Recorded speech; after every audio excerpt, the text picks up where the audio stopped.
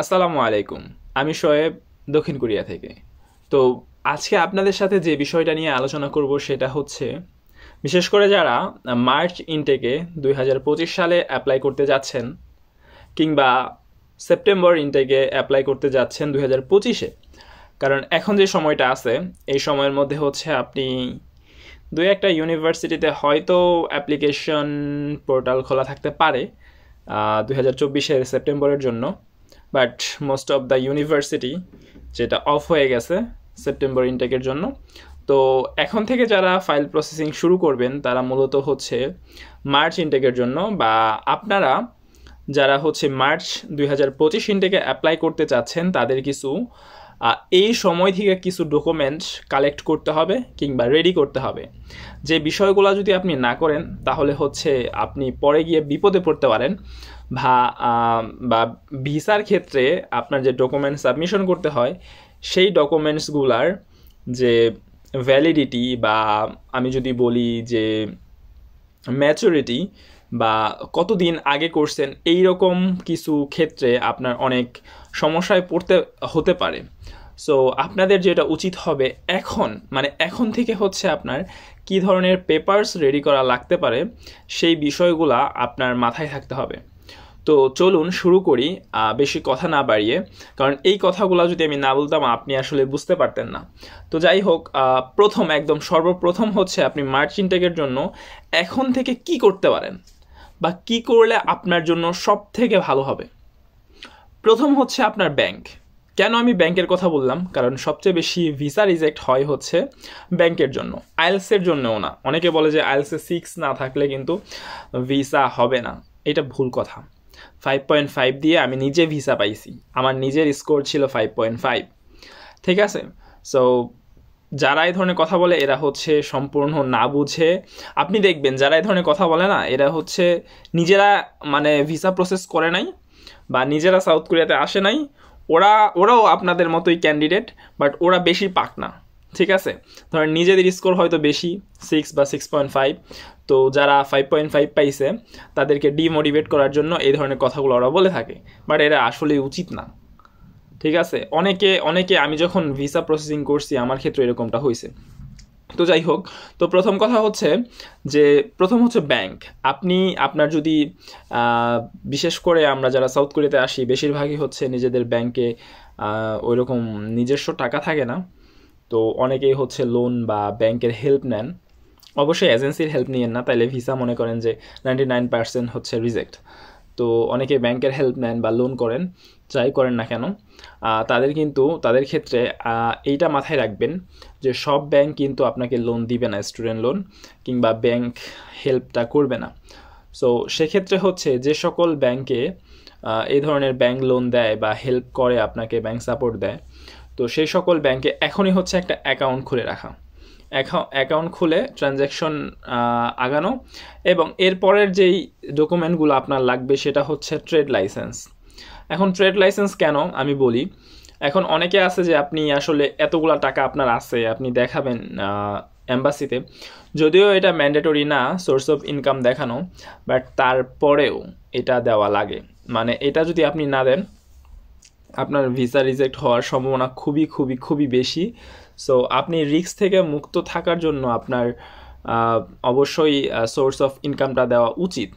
তো সেক্ষেত্রে হচ্ছে খুব সহজ যেই উপায় সেটা হচ্ছে ট্রেড লাইসেন্স। এখন ট্রেড লাইসেন্স হচ্ছে কিভাবে বানাতে পারেন আপনি, বা কি নামে বানাবেন, কি দেখাবেন। আপনি আপনার যদি কোনো ফার্ম থাকে তাহলে সেই ফার্মের নামে আপনি একটা ট্রেড লাইসেন্স বানাতে পারেন। কারো দোকান থাকলে দোকানের নামে বানাতে পারেন, বা কোনো ব্যবসা যদি করে থাকেন সেক্ষেত্রে বানাতে পারেন। অনেকে বলে যে আমি তো আমার মায়ের নামে অ্যাকাউন্টটা খোলার চেষ্টা করতেছি, বা মায়ের নামে অ্যাকাউন্ট দেখানোর চেষ্টা করতেছি, তো আমার মা কি করে আমি কি দেখাবো। তো সেক্ষেত্রে আপনি যে কোনো একটা ফার্ম বা এরকম বিজনেস একটা ট্রেড লাইসেন্স আপনি বানিয়ে ফেলতে পারেন। তো এটা কিন্তু খুব ভালো। আপনি এখন না বানিয়ে ধরেন আপনি এম্বাসি ফেস করবেন হচ্ছে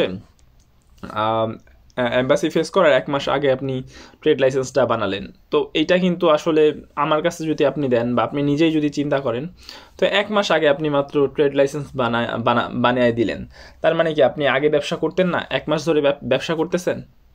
তো 1 মাস ধরে ব্যবসা করে আপনি এত লাখ লাখ টাকা মানে 22-23-24 লাখ বা 25 লাখ টাকা ইনকাম করে ফেললেন, মানে কেমন একটা দেখা যায় না? তো এই কারণে এটা মানে আমার পার্সোনালি মতামত যে আপনি যদি এখন ট্রেড লাইসেন্সটা করে রাখেন, সেক্ষেত্রে হচ্ছে এটা আপনার পরবর্তী যেই সময়টা আছে সেক্ষেত্রে হচ্ছে অনেক বেশি সাপোর্ট দিবে। তো এরপরের যেই বিষয়গুলা সেটা হচ্ছে আপনার আইএলটিএস পরীক্ষা। অবশ্যই আপনার আইএলটিএস পরীক্ষা 2-3 মাসের মধ্যে আসলে সেপ্টেম্বরের আগে আপনার কমপ্লিট করাটা ভালো, কারণ সেপ্টেম্বর থেকেই কিন্তু শুরু হয়ে যায় মার্চ এপ্রিলের অ্যাপ্লিকেশন।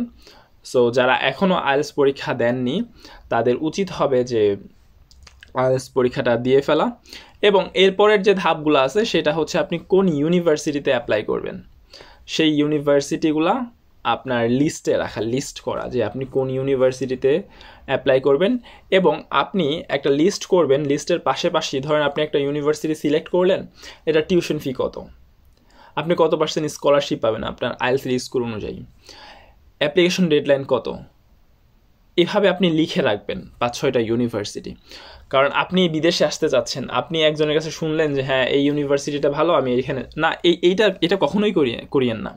আপনি 5-6টা ইউনিভার্সিটি সিলেক্ট করেন, এগুলোর উপর রিসার্চ করেন, যারা এই ধরনের ইউনিভার্সিটিতে পড়তেছে তাদের সাথে যোগাযোগ করেন, জব ফ্যাসিলিটি কী কেমন এগুলো জানেন, এগুলো সব লিখে রাখেন।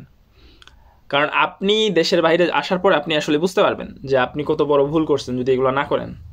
ঠিক আছে, যেমন ভুলটা আমি করতেছি, কেন ভুল করতেছি আমি এখন বলতে চাচ্ছি না, বাট রিসার্চ করে আসাটা অনেক বেশি ভালো।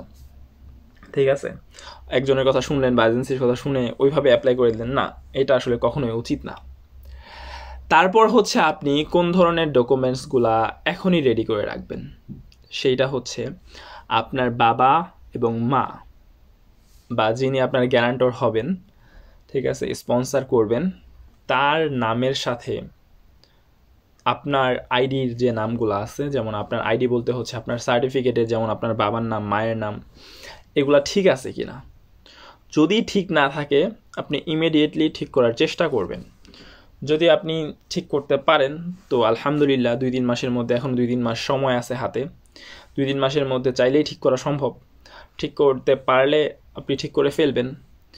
আর যদি না পারেন তাহলে কি করবেন? যদি না পারেন সেক্ষেত্রে হচ্ছে আপনি এম্বাসি ফেস করার আগে অ্যাফিডেভিট করে দিবেন, উকিলের মাধ্যমে অ্যাফিডেভিট করে দিবেন, তাহলে হয়ে যাবে। তো এই বিষয়গুলো হচ্ছে আপনার আসলে এই সময় থেকে আপনার চিন্তার বিষয় বা রেডি করার যে বিষয়। এখন থেকে যদি আপনি চিন্তা না করেন, আপনি যে দেশেই যান, শুধু সাউথ কোরিয়া না, আপনি সামনের 2025 সালের মার্চ ফেব্রুয়ারি ইনটেক যেটাই বলেন, অনেক দেশে ফেব্রুয়ারি ইনটেক, জানুয়ারি ইনটেক আছে, অনেক দেশে এপ্রিলের ইনটেক আছে। তো এরকম আপনি যেটাই বলেন, যে দেশেই যান না কেন, যখন হচ্ছে আপনি এই জিনিসগুলো ঠিক না রাখবেন, আপনি সব দেশেই কিন্তু আটকা পড়ে যাবেন, অনেক ঝামেলায় পড়তে হতে পারে। তো এই কারণে এখন থেকে আপনি সব কিছু এই বিশেষ করে এই ডকুমেন্টসগুলো ঠিক রাখেন। তো দেখা হচ্ছে অন্য কোনো একটি ভিডিওতে, ততক্ষণ পর্যন্ত ভালো থাকবেন, সুস্থ থাকবেন এবং অন্যকে ভালো রাখার চেষ্টা করবেন। আর হ্যাঁ, যদি মনে হয় ভিডিওটি ভালো লাগছে বা আমার কাছ থেকে ভালো কিছু পেতে পারেন, তাহলে চ্যানেলটি সাবস্ক্রাইব করে রাখতে পারেন, লাইক কমেন্ট শেয়ার, এটা অবশ্যই আপনার উপর। তো ভালো থাকবেন, ভালো রাখার চেষ্টা করবেন। আসসালামু আলাইকুম।